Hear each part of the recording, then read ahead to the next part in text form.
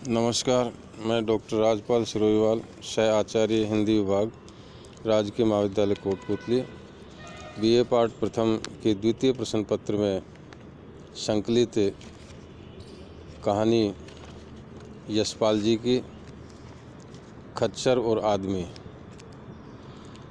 तो सबसे पहले हम यशपाल जी के संक्षिप्त परिचय के बारे में चर्चा करेंगे।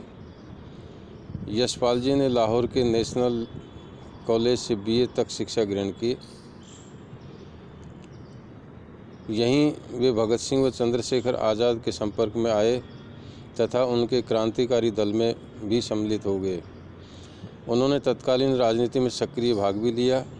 यशपाल जी मार्क्सवादी विचारधारा के चिंतक के रूप में जाने जाते हैं। उनकी विचारधारा का प्रभाव उनकी रचनाओं पर भी दृष्टिगत होता है, यथा दादा कामरेड, देशद्रोही, पार्टी कामरेड, मनुष्य के रूप, झूठा सच, 12 घंटे आदि उपन्यास, ज्ञानदास, फूलों का कुर्ता, पिंजरे की उड़ान, तुमने क्यों कहा मैं सुंदर हूँ, चिंगारी आदि कहानी संग्रह, चक्कर क्लब, न्याय का संघर्ष, बात बात में निबंध संग्रह, राह बीती, लोहे की दीवारों के दोनों ओर, यात्रा वृत्तांत आदि उनकी प्रसिद्ध रचनाएं हैं। यशपाल जी ने अपनी कहानियों में सामाजिक यथार्थ का चित्रण किया है। उनकी कहानियों का कथानक यथार्थ जगत से संबंध होता है, अतः उनमें न तो आदर्श की स्थापना का प्रयत्न रहता है न कल्पना का। उनकी कहानियाँ सामाजिक रूढ़ियों को अस्वीकार करती हैं तथा नैतिक आदर्शों पर व्यंग से संबंधित कहानियों में उन्होंने प्रतीक पद्धति का उपयोग किया। ये कहानियाँ अत्यंत मार्मिक बन पड़ी हैं। उनकी कहानियाँ सामाजिक स्वतंत्रता की धारणा से बंधी हैं तथा उद्देश्यपूर्ण हैं, जिनके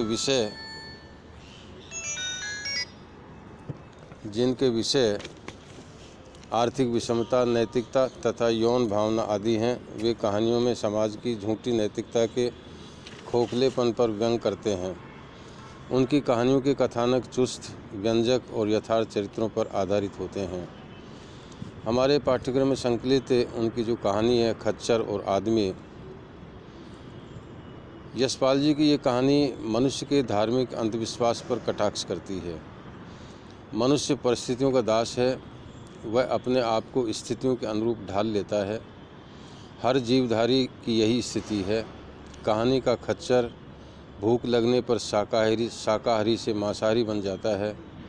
वह दूसरे खच्चर को खा जाता है, लेकिन पर्वत पर चढ़ने वाले दल के एक कर्मकांडी व्यक्ति शर्म के मारे न गीले कपड़े उतार पाता है, क्योंकि उसको सबके समक्ष नंगा होना स्वीकार नहीं।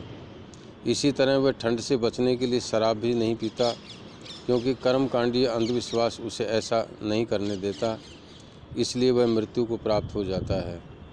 एक खच्चर अपने को बचाने के लिए अपना स्वभाव बदल सकता है, पर आदमी अपने अंधविश्वास को नहीं छोड़ सकता। इस कहानी के मूल में यही संवेदना है।